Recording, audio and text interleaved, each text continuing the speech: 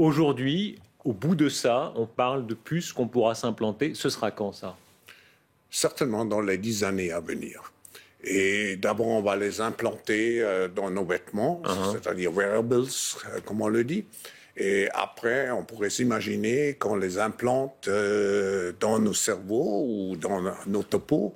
Et à la fin, peut-être il y a une communication directe entre notre cerveau et le monde digital. Ce que nous voyons, c'est une sorte de fusion du monde physique, digital et biologique. On appelle quelqu'un, on n'a même plus le réflexe de devoir prendre un appareil, ça se fait naturellement. Hein. La technique continue le corps.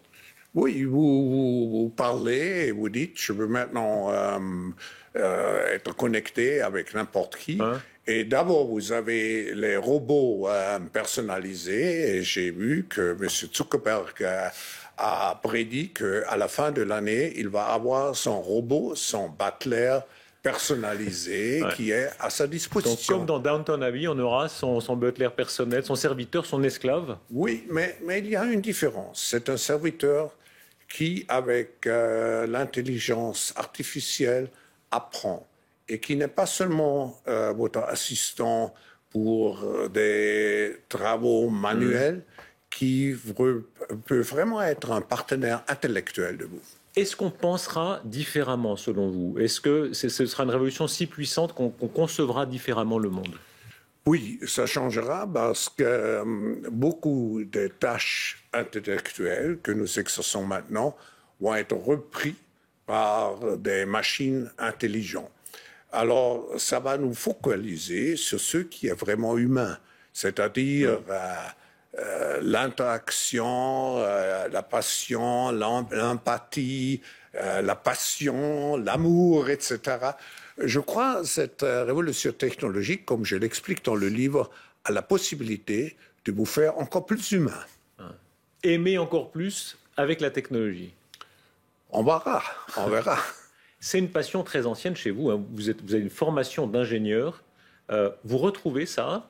Vous étiez jeune ingénieur. Aujourd'hui, vous êtes patron d'une immense organisation internationale. Vous retrouvez cette passion de réfléchir à la science? Oui, ça me fascine. Et ça me fascine pas seulement intellectuellement. C'est tout à fait clair pour moi. Ce changement technologique, cette révolution, quatrième, je l'appelle, va changer tous les secteurs industriels, ça va changer nos marchés d'emploi, ça va changer notre système d'éducation. Je crois que nous ne sommes pas conscients de l'impact et de la vitesse que cette révolution va avoir. Je vous donne un exemple. Uber. C'est venu, ça a changé tout un système. Et ce qui est vraiment nouveau dans ces technologies, c'est pas seulement de nouveaux produits, c'est le système de transport, le système d'éducation qui va changer. Vous donnez des graphiques étonnants. Le monde Facebook, par exemple, la nation Facebook, vous dites il y a plus de gens sur Facebook qu'il y a de Chinois, d'Américains, etc. C'est un peuple. Il y a un peuple entier. Le monde presque est sur Facebook. Oui, ça montre que nous sommes complètement interconnectés aujourd'hui. Ça donne la possibilité de créer de nouvelles communautés, de trouver de nouveaux amis. J'ai appris qu'une grande partie maintenant de mariage est basée sur l'interaction sur l'Internet.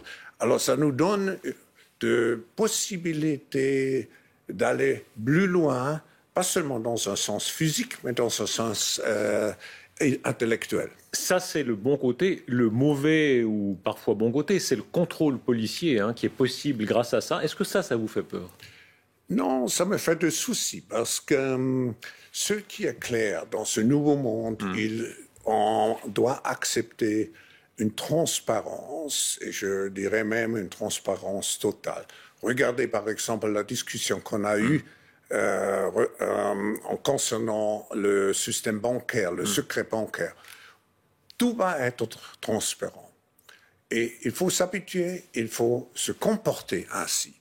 Ce qui est important, c'est que ce n'est pas abusé. C'est-à-dire, le système juridique doit être en place pour me protéger contre les abus quand je fais quelque chose qui est correct et qui est transparent. Klaus Schwab, vous parlez au téléphone à Mme Merkel, à Obama, à d'autres. Si j'étais général du FSB ou de la CIA ou du Mossad, évidemment, votre téléphone est sur écoute.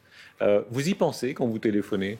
Oui, naturellement, ça devient, comment dirais-je, intégré dans votre personnalité, mais si on n'a rien à cacher, il ne faut pas avoir peur. Vous dites, on vivra tous dans une sorte de transparence totale, tôt ou tard?